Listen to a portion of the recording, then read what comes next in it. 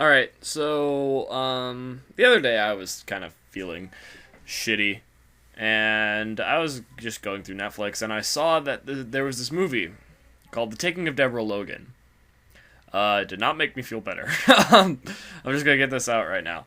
Most of my reviews today are going to be fairly negative. I'm just kind of talking about this because I saw it. Um, it's a found footage horror movie about this woman who has Alzheimer's, and they find out that her Alzheimer's is because of a possession. I think that's an awesome concept. It's a really great concept, but it's carried out very poorly because it's not done subtly or gradually. She just kind of goes from having Alzheimer's to, just attacking people and trying to eat their heads. And they try to tie it into this serial killer thing, and it just doesn't work because in the second act they reveal that there was this serial killer with some French name. It escapes me at the moment. And he was trying to perform a ritual to make himself immortal. And they tie it into the old woman and her friend, but they do that. They do it in a really, really poor way, where he went missing after he was tried and arrested, and then apparently Deborah's friend Harris shot him, decided not to call the police, and asks Deborah to bury the body. And instead of possessing Harris, she possesses Deborah because her mind is weaker? I don't get that. Like, they talk to, an anthropologist, which I don't know why an anthropologist would know so much about demons and all that bullshit. But, he does. And he says that the possessions tend to go on, younger and older people because they have weaker minds. And, Deborah's mind is especially weak because she has Alzheimer's. Okay, I can kind of buy that. But I still don't know why the demon of a man would possess the woman who was an accomplice to his murder versus the guy who shot him in the head. Like, I don't find the logic there. Then again, I don't really find the logic in most exorcism things. Just I'm just going to possess this because, I'm just going to possess this person because it's fun. Because that seems to be the whole shtick behind most exorcism things.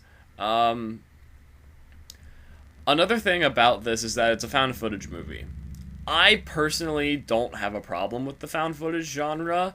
I know a lot of people do, because it has been kind of played out. But personally, I like Cloverfield. I like Paranormal Activity, and I have not seen the Blair Witch Project yet. I know, sue me.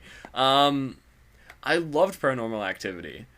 And the thing about Paranormal Activity is that it felt like found footage. To my recollection, it didn't have a score, which this movie does. This movie has a score that goes on in the background, which doesn't really make sense to me. I can understand because at the beginning, it's a student making a documentary about Alzheimer's, blah, blah, blah, blah, blah. There's going to be, some twiddly piano bits during the sad parts. That's how most documentaries are.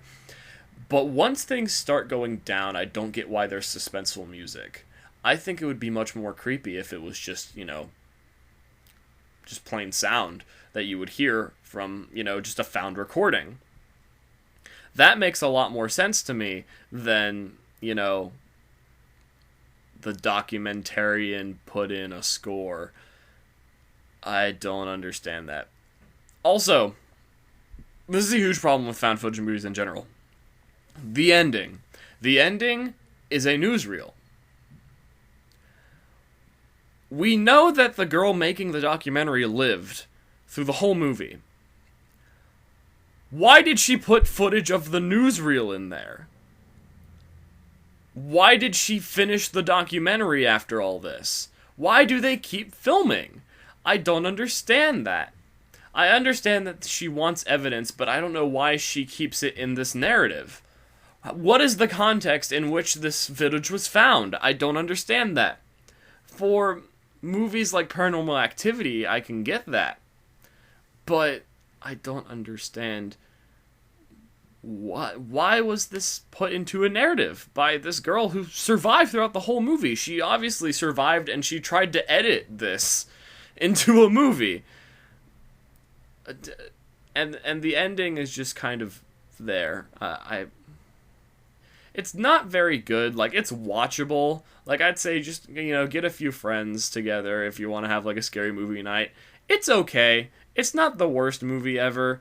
It's alright. It's watchable. I think the woman who plays Deborah Logan gives a fantastic performance. If this was just a movie about Alzheimer's, I'd cast her right away, But it's not. It's a possession movie. Yeah, it's fun. It's alright. Yeah.